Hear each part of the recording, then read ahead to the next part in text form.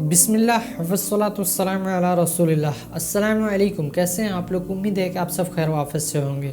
تو پہلے آپ یہ ویڈیو دیکھ لیجئے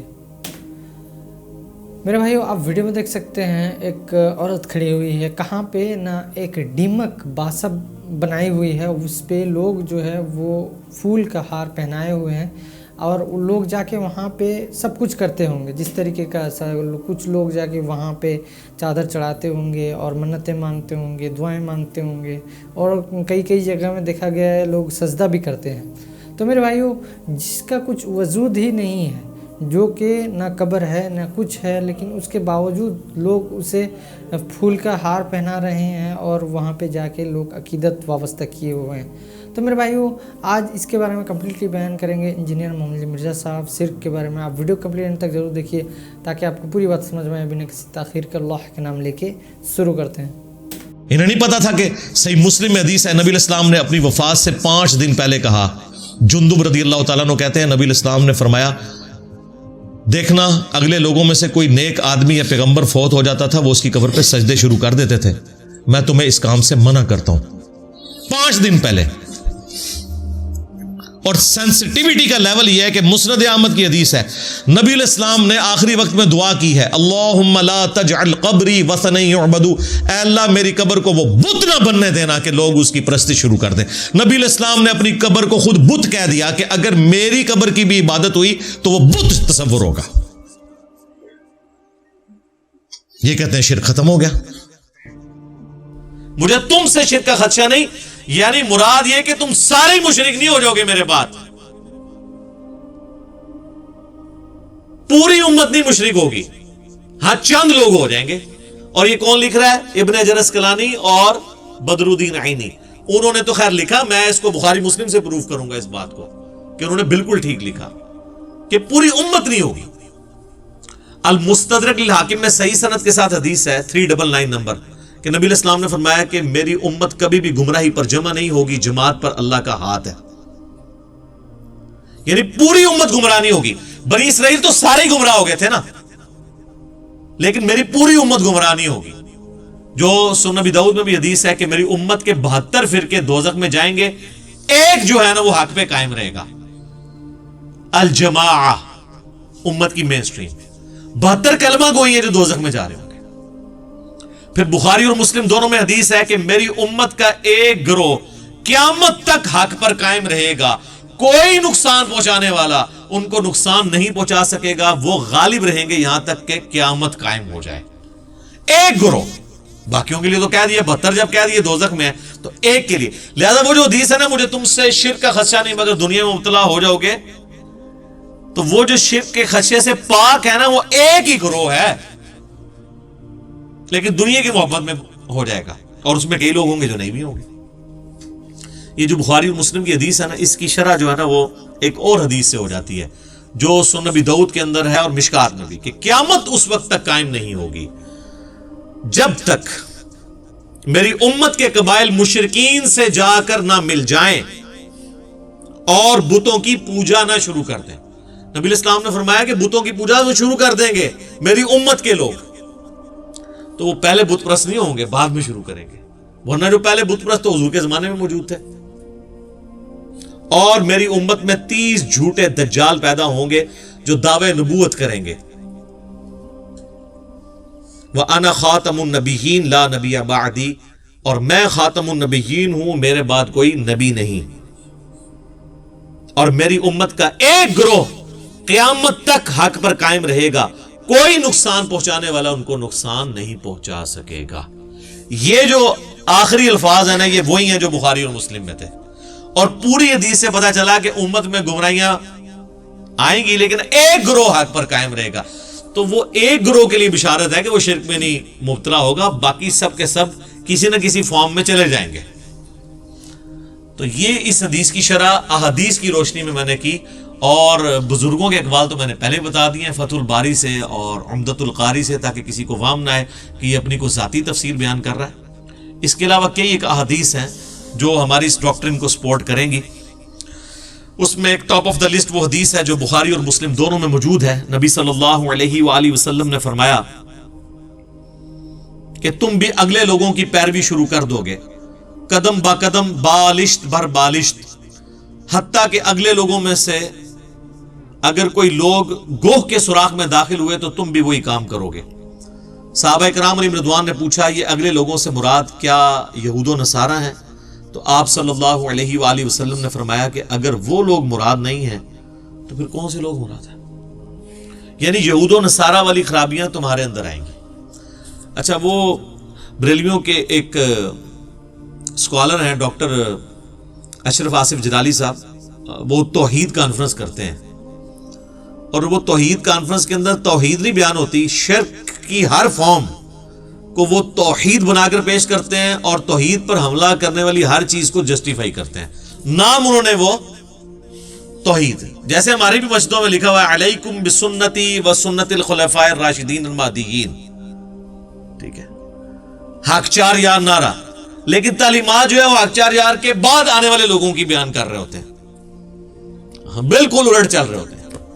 نعرہ حق چار یار کا ہے اور فضائل بعد والوں کے بیان ہو رہے ہوتے ہیں، کیونکہ یہ دونوں تو بیک وقت نہیں ہو سکتے۔ اگر ایک بندہ کہ میں مولا علی کی فضیلت بھی بیان کروں اور مولا علی کو گالیاں دینے والے اس کے خلاف جنگیں کرنے والے کی بھی فضیلت بیک وقت بیان کروں تو یہ کھلا تضاد ہے، یہ تو پاسبل نہیں ہے۔ ہاں، احترام صحابیت اپنی جگہ، وہ اپنی جگہ موجود ہے، لیکن فضائل بڑھا چا کر تو نہیں آپ بیان کر سکتے۔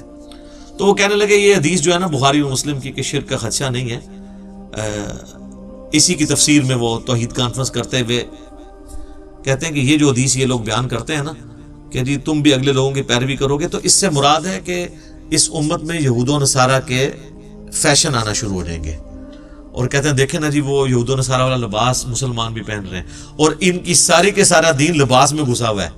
یہود و نصارہ کی گاڑیاں جو انہوں نے استعمال کرتے ہیں، یہود و نصارہ کے فری میں گفٹ ملے ہوئے ان کو، وہ جو چھتر موبائل جن کو میں کہتا ہوں یہ اسمارٹ فون، وہ اس میں ان کو کوئی یہود و نصارہ کی پیروی نظر نہیں آتی۔ آ کے پینٹ شرٹ اور ٹائی کے اوپر آ کے کھڑے ہو جاتے ہیں۔ حالانکہ یہ جو حدیث ہے سنن ابی داؤد کی، من تشبہ بقوم فہو منہ، جس نے جس قوم کی مشابہت اختیار کی وہ ان میں سے شمار کیا جائے گا، اس سے مراد مذہبی جو ہے وہ مشابہت ہے۔ کوئی شخص صلیب لٹکا لیتا ہے یا سکھوں والا کڑا پہن لیتا ہے یا ماتھے پہ سندور لگا لیتا ہے، باقی جو دنیاوی اعتبار سے تو تہمت جو ہے وہ ہندو بھی پہن رہے ہیں، مسلمان بھی پہن رہے ہیں، ٹائی ہندو بھی پہن رہے ہیں، سکھ بھی پہن رہے ہیں، عیسائی بھی پہن رہے ہیں۔ ویٹیکن سٹی کے پوپ نے تو ٹائی کو نہیں لگائی ہوئی ہے، سلیو لٹکائی ہوئی ہے، تو سلیو نشان ہے، ٹائی ایک الگ سے چیز ہے۔ تو ان کا سارا دین پھر اس میں گھس جاتا ہے، اور کہتے ہیں جی یہ یہود و نصارہ کے فیشن کی بات ہے کہ نبی علیہ السلام نے فرمایا کہ تم بھی وہی کام شروع کر دو گے، اس سے مراد شرکیہ چیزیں نہیں ہیں۔ ہم کہتے ہیں نا، آپ لوگ اکثر کہتے ہیں نا اس شان نزول دسو جی، کہتے ہیں نا اے لبو اٹھ پھر شان نزول تو میں دسنا اے، بلکہ لبنا کیا میں لب لیا جائے اور پھڑو انہوں سنبھالو۔ اس کا شان نزول جو ہے وہ جامعہ ترمذی میں موجود ہے، شان ارشاد، وہ حدیث مشکات کے اندر بھی موجود ہے کہ نبی صلی اللہ علیہ وآلہ وسلم غزوہ حنین کے موقع پر اپنے اصحاب کے ساتھ جا رہے تھے، راستے میں ایک درخت دیکھا جسے ذات انوات کہا جاتا تھا، اور مشرکین جنگ پہ جانے سے پہلے اپنا اسلحہ اس کے اوپر لٹکاتے تھے جنگ میں برکت کے لیے کہ ہمیں اس کی برکت سے فتح نصیب ہو جائے گی، جس کی باقیات آج تک ہیں۔ آپ بھی درباروں پہ جو درخت ہیں ان کے اوپر آپ مختلف کلرز کی ٹاکیاں اور وہ جو ہے وہ کپڑے کے ٹکڑے باندھتے ہیں۔ تو صحابہ نے کہا کہ یا رسول اللہ آپ بھی ہمارے لیے کوئی اس طرح کا ایک درخت مقرر کر دیں کہ ہم بھی وہاں پہ برکت کے لیے اسلحہ لٹکائیں۔ تو نبی علیہ السلام کو جلال آیا، فرمایا سبحان اللہ، اللہ پاک ہے، معذوف تھا عما یشرکون، ہر اس شرک سے جو اس کے ساتھ منسوب کیا جاتا ہے۔ پھر آپ نے فرمایا تو تم نے وہی بات کر دی جو موسیٰ علیہ السلام کے ماننے والوں نے کی تھی۔ پھر نبی علیہ السلام نے سورۃ الاعراف کی آیت نمبر 138 تلاوت کی کہ موسیٰ علیہ السلام کے اصحاب جب ان کے ساتھ ایک بت کے پاس سے گزر رہے تھے جس پہ لوگ دھیان کر کے بیٹھے تھے، انہوں نے کہا آپ بھی ہمارے لیے کوئی اللہ کا ایک بت مقرر کر دیں کہ ہم اس پہ دھیان کریں۔ تو نبی علیہ السلام فرمایا جو تم نے مجھ سے برکت کے لیے درخت کی ڈیمانڈ کی ہے نا، یہ جسٹ لائک اسی طریقے سے جیسے موسیٰ کے اصحاب نے اللہ کا بت مانگا تھا۔ اب کسی نے نہیں کہا یا رسول اللہ ہم کو یہ تو نہیں کہہ رہے ہم نے درخت کے آگے جھکنا ہے، ہم نے تو برکت لینی ہے۔ یہ کہتا ہے جب تک وہ 7 اذان نہ لگ جائے شرک نہیں ہوگا۔ وہ تواڈے نماز وچ بھی نہیں لگدے پوری طریقے نال تے تواڈی تے نماز بھی نہیں ہوندی. کہانیاں بنائی ہوئی ہیں. صحابہ کو نہیں یہ پتا تھا کہ یا رسول اللہ ہم تو برکت کے لیے کہہ رہے ہیں, صرف اسلحہ ٹچ کرنا ہے, آپ ہمیں پکڑ کے بتوں کے اوپر ڈال رہے ہیں کہ یہ بت کھڑا کر رہے ہیں, ہم آپ کے تربیت یافتہ ہیں, ہم نے کہاں سے. پھر آپ نے وہاں پہ فرمایا کہ تم بھی اگلے لوگوں کے پیچھے چل پڑو گے. یہ وہی حدیث بخاری اور مسلم کی, اس کی شرح, شان نزول, شان ارشاد یہ ہے. یہ فیشن کے بارے میں نہیں, شرکی ایکٹیویٹیز کے بارے میں. اور واللہ وہ شرکی ایکٹیویٹیز جن کو آپ ماننے کے لیے تیار نہیں ہوگے کہ شرکی ہیں. یہ تو حدیث جو ہے نا وہ تو حضور کی وفات سے 1 مہینہ پہلے کی ہے کہ مجھے تم سے شرک کا خدشہ نہیں, اور وہ میں نے بتایا آؤٹ آف کانٹیکسٹ کے کوٹ کرتے ہیں. ہم آپ کو نبی الاسلام کی بیماری کے دنوں کی پھر حدیث بتا دیتے ہیں, 5 دن پہلے کی, 2 دن پہلے کی, 1 دن پہلے کی. وہ بخاری اور مسلم دونوں میں حدیث ہے. ام عائشہ کہتی ہیں کہ نبی صلی اللہ علیہ وآلہ وسلم کے وفات کے دن قریب تھے, اور آپ پر مرض کی جب شدت ہوتی تھی تو آپ اس تکلیف کی وجہ سے اپنے چہرہ مبارک سے چادر کو بار بار ہٹاتے تھے, اور پانی کا ایک برتن تھا اس سے ہاتھ گیلا کر کے تو وہ بخار کی گرمی کو ٹھنڈا کرتے تھے, اور ساتھ ساتھ کہتے جاتے تھے لعن اللہ الیہود والنصارى اتخذوا قبور انبیائہم مساجدا. اللہ کی لعنت ہو یہود و نصارہ پر, انہوں نے اپنے نبیوں کی قبروں کو سجدہ گاہ بنا لیا تھا. اور ام عائشہ کہتی ہیں اگر ہمیں یہ خطرہ نہ ہوتا کہ لوگ رسول اللہ کی قبر پہ سجدے شروع کر دیں گے تو میں اپنے حجرے کو عام زیارت کے لیے کھول دیتی, یعنی حجرے کی دیوار گرا دیتی, ورنہ تو اجازت لے کے جانا پڑتا تھا کیونکہ ام عائشہ کی وہاں پہ رہائش تھی, تو ان کا میں اوپن کھول دیتی. لیکن ہمیں خطرہ تھا کہ حضور اپنی وفات کے وقت ہمیں ڈرا رہے تھے اس بات سے کہ کہیں حضور کی قبر پہ سجدے نہ ہو. تو اس وقت ام عائشہ نے کیوں نہیں کہا یا رسول اللہ آپ تو مہینہ پہلے ابھی خطبہ دیا آپ نے کہ مجھے شرک کا کوئی خوف نہیں ہے, تو اب یہ آخری وقت آپ کو دوبارہ خوف کس چیز کا لاحق ہے, کس چیز کا خدشہ ہے آپ کو؟ اتنا آسان کام نہیں ہے. ان کو پتا تھا کہ اس کا کیا مطلب ہے اور اس کا کیا مطلب ہے. اور صحیح مسلم میں تو الفاظ ہیں کہ نبی الاسلام نے اپنی وفات سے 5 دن پہلے, 5 کے الفاظ ہیں, خطبہ دیا اور فرمایا آگاہ ہو جاؤ, اگلے لوگوں میں سے جب کوئی نبی فوت ہو جاتا تھا یا کوئی نیک بندہ, لوگ اس کی قبر پہ سجدے شروع کر دیتے تھے, اور میں تمہیں منع کرتا ہوں کہ میرے ساتھ یہ کام نہ کرنا. کسی نے کہا یا رسول اللہ آپ کو کیا ٹینشن ہے, آپ کو اللہ نے گارنٹی دے دی ہے کہ آپ کی امت شرک نہیں کرے گی. اور پھر وفات کے دنوں میں مسند امام احمد میں اور الموطا امام مالک میں, مشکات میں حدیث موجود ہے, نبی الاسلام دعا کیا کرتے تھے اللہم لا تجعل قبری وثنا یعبد, اے اللہ میری قبر کو ایسا بت نہ بننے دینا کہ لوگ اس کی عبادت کریں. نبی الاسلام نے اپنی مبارک قبر کو, جس پہ ہمارا تن من دھن ماں باپ اولاد سب قربان, اس قبر کو بھی بت سے تشبیہ دے دی کہ اگر اس کی بھی عبادت کی جائے گی. اور پھر آگے الفاظ ہیں اشتد غضب اللہ علی قوم اتخذوا قبور انبیائہم مساجدا. اللہ تعالیٰ کا شدید غضب نازل ہوتا ہے یا ہو ایسی قوم پر جو اپنے نبیوں کی قبروں کو سجدہ گاہ بناتی ہے.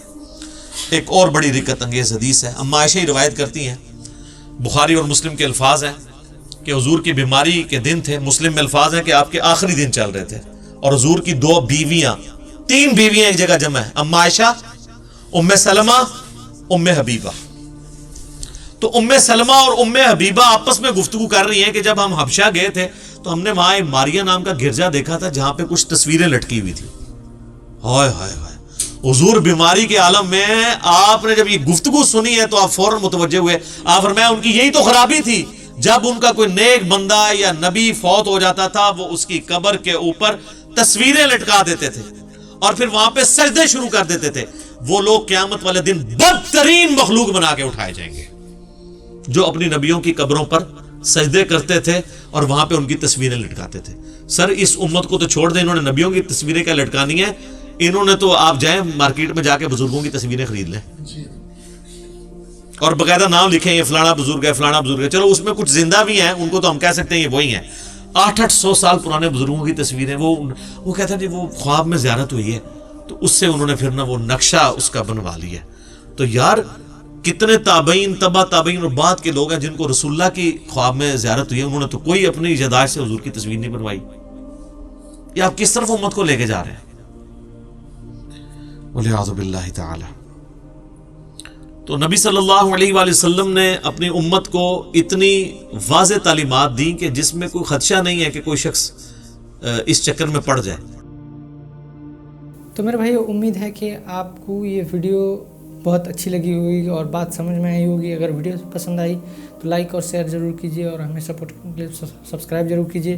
اور پہلے والے ویڈیو میں جہاں پہ وہ چیٹیوں کے گھر یعنی ڈیمک کے گھروں کو ہار پہنا رہے تھے اور وہاں پہ جا کے لوگ عبادت کرتے تھے، تعزیت کرتے تھے، اس کے بارے میں آپ کیا کہتے ہیں کامنٹ کر کے ضرور بتائیے۔